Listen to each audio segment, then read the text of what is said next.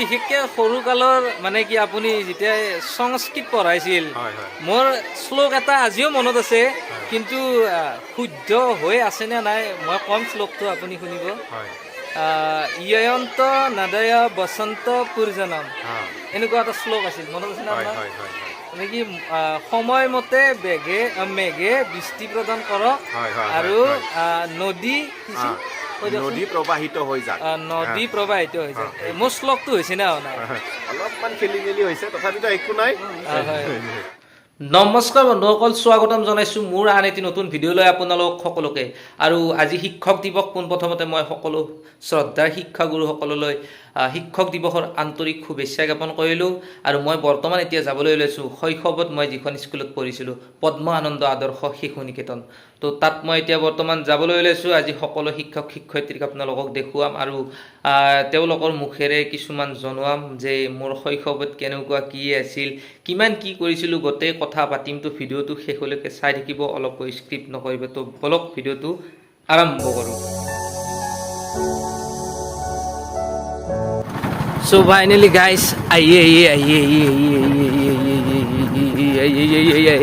পালো দে আমাৰ স্কুলখন দেখা পাই আছে পৰিৱেশ তো আমাৰ জেঠি কি খবৰ আপোনাৰ বহুত দিনৰ মূৰত লগ পালে দেখা পাই আছে ছাত্ৰ ছাত্ৰী পুৰা লাইনত খাৰা হৈ আছে আগত আছে আমাৰ কাঞ্চন আছে যে মৰমৰ সকলোৰে একদম মোৰ শৈশৱৰ পৰা জানে কেনে আছিলো এইটো সঁচা কথা ক'ব ভালে আছিল সৰুতে অলপমান দুষ্টালি কৰিছিল আৰু তো মই একদম পঢ়াৰ পৰা বহুত মানে পৰিৱৰ্তন হৈছে আৰু ভাল লাগিছে আমাৰ ইনামূল ইয়াতে আহিছে তেওঁ মানে আমাক পঢ়া নাই পাহৰিব পৰা নাই আৰু পাহৰিব কেনেকৈ সৰুৰ পৰা শিক্ষা দি ডাঙৰ দীঘল কৰিছোঁ নিজৰ সন্তানৰ দৰে মানে খুব ভালে লাগিল আৰু তো পাহৰিম কেনেকৈ যিখন স্কুলত মই একদম প্ৰথম এইখন স্কুলতে মই পঢ়িছিলোঁ কাঞ্চন আছে যে মোৰ মাতৃতুল্য হিচাপে মৰম কৰিছিল তো সেই মৰম আজিও পাহৰিব পৰা নাই তাৰপিছত জেঠিও মোক বহুত মৰম কৰিছিল তাৰপিছত আপোনালোকক দেখুৱাম মোৰ পিছফালে আছে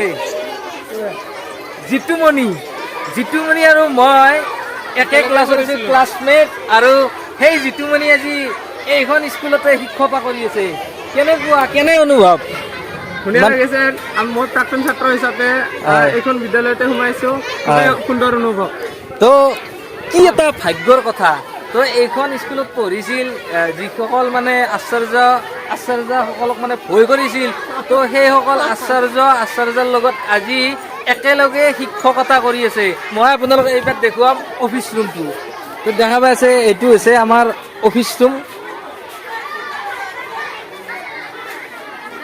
তাৰপিছত আচাৰ্য আমাৰ প্ৰধান শিক্ষক আছিল আমি যেতিয়া পঢ়িছিলোঁ এতিয়া দাদা হৈ যিহেতুকে এতিয়া আৰু সেইটো সম্বন্ধ নকওঁ আচাৰ্য বুলি নকওঁ দাদা বুলিয়ে ক'লোঁ আপোনাক তো কেনে খবৰ আপোনাৰ ভালে বৰ্তমান ভাল আজি 5 ছেপ্টেম্বৰ শিক্ষক দিৱস হয় মোৰ যোৱা বৃহস্পতিবাৰৰ পৰা অসুখ যদিও তথাপিতো আজিৰ দিনটোত মই মানে অলপ সামৰিব নোৱাৰোঁ সেইকাৰণে ৰাতিপুৱাতে আহি ছাত্ৰ ছাত্ৰীসকলৰ সৈতে সংগতি ৰাখিছোঁ আৰু তোমাক আজি লগ পাই খুবেই আনন্দ লাগিছে খুবেই ভাল লাগিছে তুমি আমাৰ প্ৰাক্তন ছাত্ৰ শৈশৱৰ পৰা তুমি পঢ়িছিলা গতিকে আজিৰ দিনটো খুবেই তাৎপৰ্যপূৰ্ণ 5 ছেপ্টেম্বৰ শিক্ষক দিৱস আমাৰ ভাৰতবৰ্ষৰ স্বাধীন ভাৰতৰ প্ৰথমগৰাকী উপৰাষ্ট্ৰপতি আৰু লগতে ভাৰতবৰ্ষৰ প্ৰাক্তন ৰাষ্ট্ৰপতি ডক্টৰ সৰ্বপল্লী ৰাধাকৃষ্ণৰ আজি জন্মদিন আৰু এই জন্মদিনটোতে গোটেই ভাৰতবৰ্ষত শিক্ষক দিৱস হিচাপে পালন কৰা হয় আৰু আমিও সকলো ছাত্ৰ ছাত্ৰী আচাৰ্য প্ৰাক্তন ছাত্ৰ ছাত্ৰীৰ লগতে অভিভাৱকসকলৰ লগত আমি আজি শিক্ষক দিৱস পালন কৰিম আৰু মৰমৰ ছাত্ৰ ছাত্ৰীসকলেও কিছু শিক্ষক দিৱসৰ লগত সংগতি ৰাখি নাচ গান ৰং ধেমালি কবিতা আবৃত্তি কৰিব এইখিনিয়ে আৰু আমি 12:30 বজাৰ ভিতৰত আমাৰ আজি নিকেতন আমি ছুটি দিম ধন্যবাদ থাকিল তোমালৈ নামন ধন্যবাদ সৰু কালৰ মানে কি আপুনি যেতিয়া সংস্কৃত পঢ়াইছিল মোৰ শ্লোক এটা আজিও মনত আছে কিন্তু শুদ্ধ হৈ আছেনে নাই মই কম শ্লোকটো আপুনি শুনিব ইয়ন্ত নদয় বসন্ত পুৰজনম এনেকুৱা এটা শ্লোক আছিল মনত আছে নে মানে কি সময়মতে মেঘে বৃষ্টি প্ৰদান কৰক আৰু নদী প্ৰবাহিত হৈ যায় মোৰ শ্লোকটো হৈছে না অলপমান খেলি মেলি হৈছে তথাপিতো একো নাই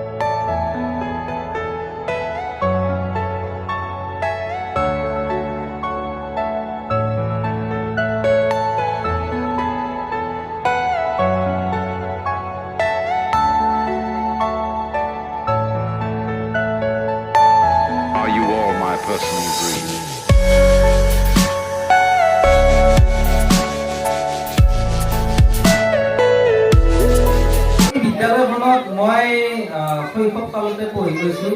মই প্ৰাক প্ৰাথমিকৰ পৰা ক্লাছ 6লৈকে পঢ়ি গৈছোঁ এই বিদ্যালয়খনত।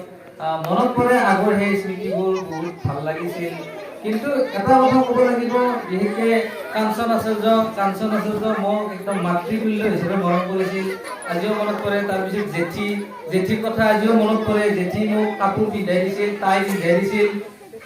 বাকী তাৰপিছত আছে আমাৰ অমিতাভ আচাৰ্য, অমিতাভ দাদা, তেখেতেও মোক যথেষ্ট মৰম কৰিছিল, কেতিয়াবা কোবাইছিলোঁ। কিন্তু কথা এটা হ'ল যে আগতে যদিও বা শিক্ষয়িত্ৰীসকলে আমাক কোবাইছিল, ভালৰ কাৰণে কোবাই, বা তোমালোক এতিয়াও হয়তো কোনোবাই বা কোবাব পাৰে কিবা এটা ধৰিলে, কিন্তু তোমালোকে দুখ নকৰিবা। কাৰণ কিয়, তোমালোকক যে কোবাই বা এটা গালি পাৰে বা অলপ ধমকি দিয়ে, সেইটো একচুৱেলি তোমালোকৰ ভালৰ কাৰণে গালি পাৰে।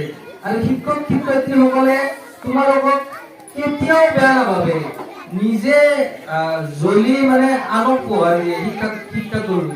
তো সেইকাৰণে শিক্ষাগুৰুক মানিব লাগে। শিক্ষাগুৰুক বহুতে মানে কি ল'ৰা ছোৱালী আছে, এই অমুক ছাৰজন এনেকুৱা, অমুক আচাৰ্যটো এনেকুৱা বা গালি পাৰি থাকে, কিবা কৰি থাকে। তো তোমালোকে সেইটো ভাবিব নালাগে, শিক্ষাগুৰুক শ্ৰদ্ধা কৰিব লাগে।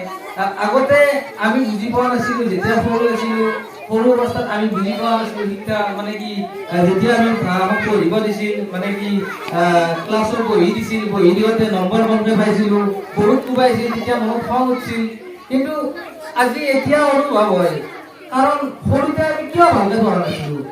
আজি যদি আমি সৰুতে ভালকে পঢ়িলোঁ হয় বা আৰু ভালকে শিক্ষা আমি গ্ৰহণ কৰিব পাৰিছিলোঁ। কিন্তু মেইন কথাটো হ'ল তোমালোকৰ সৰু অৱস্থাত, তোমালোকৰ এইটো যিটো বয়স, এইটো তোমালোকে ভালকে মানে কি মানে আঠি বুলি মানি কেনে শিক্ষাখিনি লোৱাৰ বয়স। তো শিক্ষাগুৰুসকলে যদি কিবা এটা তোমালোকক কয়, তোমালোকে গুৰুত্ব দিবা, সেইটোৱে তোমালোকৰ ওপৰত মোৰ আশা থাকিল। তো তোমালোকে আমাৰ বৰ্তমান আমাৰ এই অঞ্চলৰ ভৱিষ্যত, দেশৰ ভৱিষ্যত, আশা কৰোঁ এই বিদ্যালয়ৰ পৰা এটা সময়ত যাতে ভাল এজন ডক্তৰ হয়, ইঞ্জিনিয়াৰ হয়। তো সেইখিনি কৈয়ে মোৰ আজি সমূহ বক্তব্য সামৰণি মাৰিছোঁ। ধন্যবাদ।